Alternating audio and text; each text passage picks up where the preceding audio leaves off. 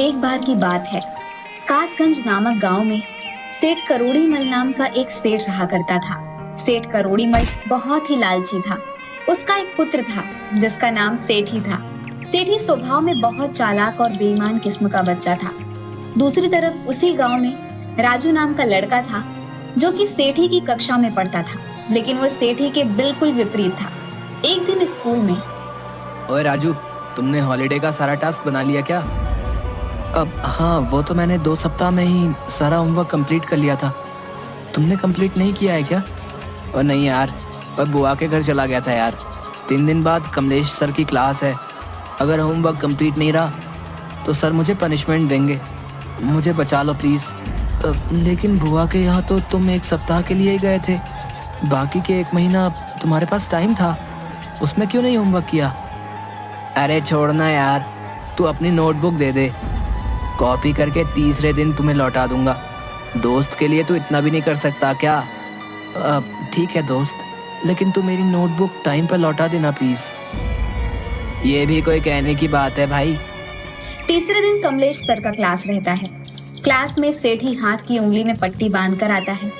हाँ तो बच्चों, काफी लंबी छुट्टी के बाद हम लोग मिले हैं। आप सभी ने होमवर्क कंप्लीट कर ही लिया होगा। सभी अपनी होमवर्क की नोटबुक लाकर मेरे टेबल पर रख दो। सेठी, मेरी कॉपी तो मुझे होमवर्क की कॉपी सर के टेबल पर रखनी है। मैंने तो तुम्हारी कॉपी सर के टेबल पर रख दी है। अब भाई का इतना भी काम नहीं कर सकता क्या? अरे राजू, तुमने होमवर्क की कॉपी नहीं जमा की? सर टेबल पर ही रखी हुई है। यहाँ पर तो नहीं है। आज तो सेठी की भी कॉपी मेरे पास है। लेकिन वो तो मेरी कॉपी है। क्यों सेठी? अब मैं क्या ही कह सकता हूँ तुम्हारी कॉपी के बारे में। जब मैं टास्क बना रहा था तो मैंने तुमसे कहा था कि टास्क बना लो, लेकिन तुम बराबर यही कहते थे कि अभी बहुत दिन है। क्यों झूठ बोल रहे हो? सर उस कॉपी में देखिए, मेरी हैंडराइटिंग है। राजू सही कह रहा है सर, मेरी कॉपी में राजू की ही हैंडराइटिंग है। मेरी तो उंगली कट गई थी तो राजू से रिक्वेस्ट की थी कि मैं बता रहा हूँ, तू बस लिख दे।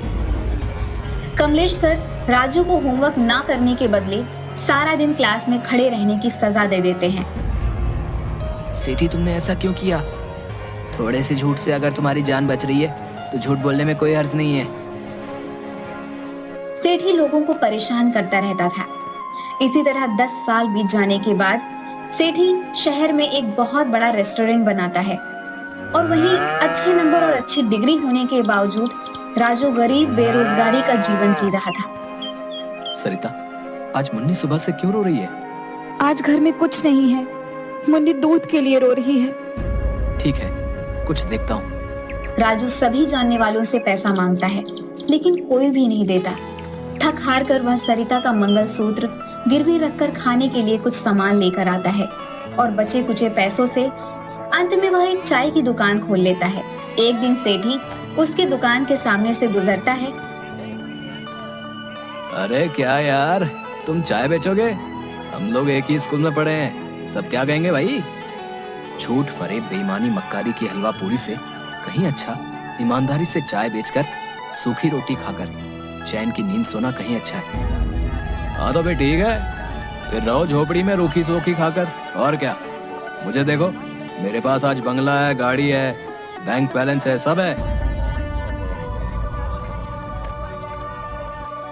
धीरे धीरे राजू की चाय की गुमटी बड़ी होकर कॉफी हाउस रेस्टोरेंट में बदल जाती है। उसका टेस्टी चाय, कड़ी मेहनत, मधुर व्यवहार और ईमानदारी के कारण हमेशा कॉफी हाउस फुल रहा करती थी। उधर सेठी का दोस्त चंदन, जो शहर का सबसे बड़ा सेठ हरीलाल का बेटा था, एक दिन सेठी के रेस्टोरेंट में खाना खा रहा था। रेस्टोरेंट में तो बहुत अच्छा खाना बनाया तूने। मेरे पास एक आइडिया है, पहाड़ी के ऊपर 5 स्टार रेस्टोरेंट खोलने का। 20 लाख रुपए के प्रोजेक्ट में 5 लाख का इंतजाम हो गया है। आइडिया तो बहुत अच्छा है, 15 लाख मैं लगाऊंगा। प्रॉफिट कितना मिलेगा मुझे? तो मेरा दोस्त है इसलिए 25% प्रॉफिट में मिलेगा। ठीक है, कल मैं तुम्हें कैश 15 लाख दे दूंगा, कागज तुम बनवा लो। क्या यार, जब दोस्त के साथ कागज पर डील करनी पड़े तो फिर दोस्ती कैसी? भाई अगर तुझे मुझ पर शक है तो प्लीज मुझे नहीं चाहिए तेरा पैसा। इस तरह इमोशनल बातों से बिना पेपर के डील चंदन सेठी से 15 लाख रुपए ऐंठ लेता है। 2 साल बाद चंदन को पता चलता है कि उस तरह का कोई प्रोजेक्ट था ही नहीं। सेठी, तूने फर्जी प्रोजेक्ट के नाम पर मुझसे 15 लाख जो लिए हैं ना, वो वापस कर। अरे कौन सा प्रोजेक्ट, कैसा पैसा और किसका पैसा? कोई कागज या बैंक रिसीट है तो दिखाओ भैया। देख सेठी, मैंने पहाड़ी में रेस्टोरेंट के लिए तुम्हें 15 लाख कैश दिए थे। तुमने ही कहा था कि दोस्तों के बीच कागज का क्या काम। इस तरह कागज के अभाव में चंदन सेठी से 15 लाख रुपए हड़प लेता है। एक दिन इनकम टैक्स वाले छापा मारते हैं और टैक्स चोरी के आरोप में सेठी का दुकान सीज कर दिया जाता है। जल्द ही सेठी कंगाल हो जाता है। एक दिन राजू के कॉफी हाउस में राजू भाई, आज मैं कंगाल हो गया हूँ, प्लीज मेरी मदद कर दो।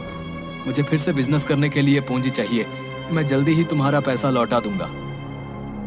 ठीक है, मैं तुम्हें लोन दूंगा, लेकिन इस बार ईमानदारी और मेहनत से काम करना होगा। राजू से पैसा लेकर सेठी उसी के कॉफी हाउस के सामने अपना कॉफी हाउस भी खोल देता है। सेठी राजू के कैफे को कॉम्पिटिटर मानकर उसके कैफे को तरह तरह से बदनाम करने की कोशिश करने लगता है। अरिया, ये ले फेविक्विक और जा राजू के कॉफी हाउस में 2-2 बूंद सभी कुर्सी पर गिरा कर आ जा। जैसे ही राजू का कॉफी हाउस ओपन होता है, लोगों की भीड़ लग जाती है। मौका देकर हरिया सभी की कुर्सी पर फेविक्विक डालकर आ जाता है। हाँ मालिक, जैसा आपने कहा था वैसा ही करके आया हूँ।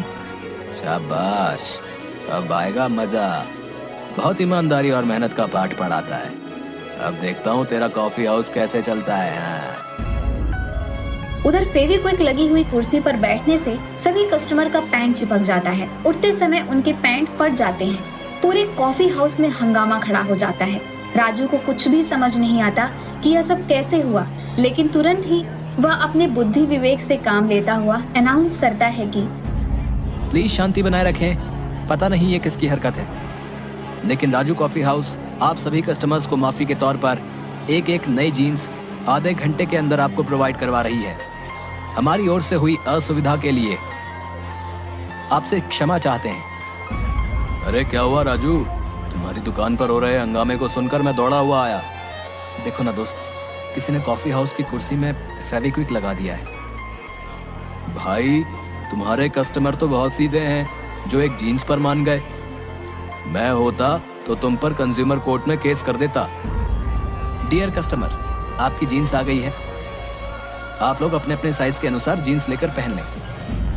एक बार फिर सेठी की चाल फेल हो जाती है, लेकिन सेठी अपनी हरकतों से बाज नहीं आता। एक दिन सेठी अपने दोस्त जीवा की मदद से एक प्लान बनाता है।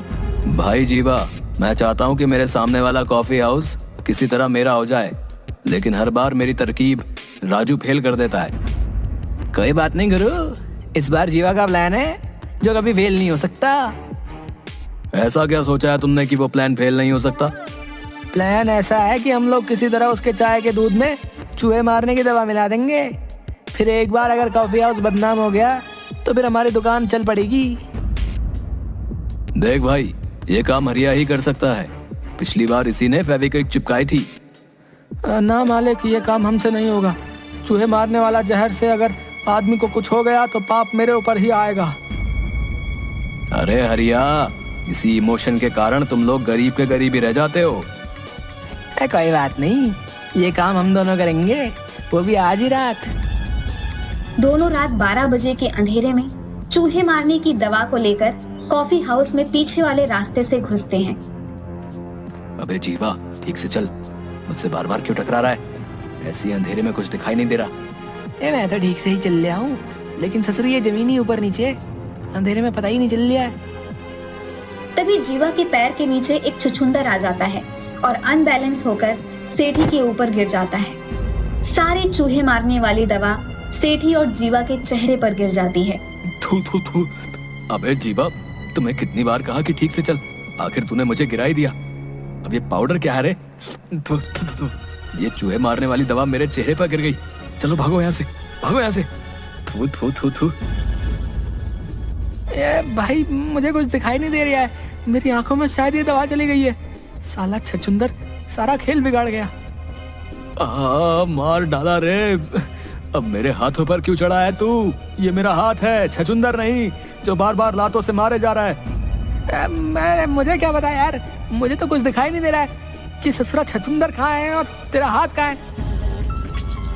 दोनों किसी तरह गिरते पड़ते वापस दुकान में आ जाते हैं, जहाँ पर आते ही सेठी उल्टी करने लगता है।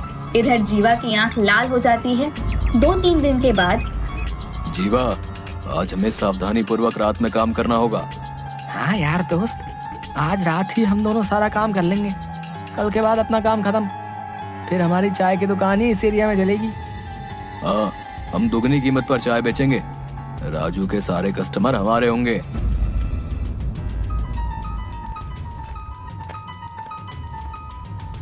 दोनों रात को फिर से राजू की दुकान पर जाते हैं और दूध में चूहे मारने वाली दवा मिलाकर वापस आ जाते हैं। कालू, जल्दी से सारा टेबल कुर्सी साफ कर दे। देखना कि कहीं कोई चिपकने वाला पदार्थ, फेविक्विक या च्युइंगम कुर्सी या टेबल पर ना लगाओ। आज संडे, वैसे भी कॉफी हाउस में भीड़ ज्यादा होगी। जी मालिक, उस दिन की फेविक्विक की घटना के बाद से मैं एक एक कुर्सी और टेबल को अच्छी तरह साफ करता हूँ। उसकी चिंता मत कर तू, केवल मन लगाकर साफ सफाई कर ले। उस दिन के बाद मैंने कॉफी हाउस में सीसीटीवी लगवा दिया है। दूसरे दिन सुबह, संडे होने के कारण राजू के कॉफी हाउस में आज तुरंत ही हाउसफुल हो जाता है। सभी को कॉफी चाय दी जाती है, लेकिन कुछ ही देर में कस्टमर उल्टी करने लग जाते हैं। पूरे कॉफी हाउस में हाहाकार मच जाता है। मालिक, सभी कस्टमर उल्टी कर रहे हैं। कुछ तो गड़बड़ है चाय में, सीसीटीवी फुटेज देखनी होगी। इसी बीच सेठी पुलिस को फोन कर देता है। राजू को पकड़कर पुलिस ले जाने लगती है। 1 मिनट इंस्पेक्टर, जरा सीसीटीवी में देख लो कि किसने ये काम किया है। तभी सीसीटीवी फुटेज से पता चलता है कि सेठी और जीवा दोनों ने रात में आकर यहाँ पर कुछ मिलाया था। पुलिस जब उन दोनों को पकड़कर डंडे से मारती है, जीवा पुलिस को सारी बात बता देता है कि उसने सेठी के कहने पर दूध में चूहे मारने वाली दवा मिलाई थी। दोनों को पुलिस हिरासत में लेकर चली जाती है।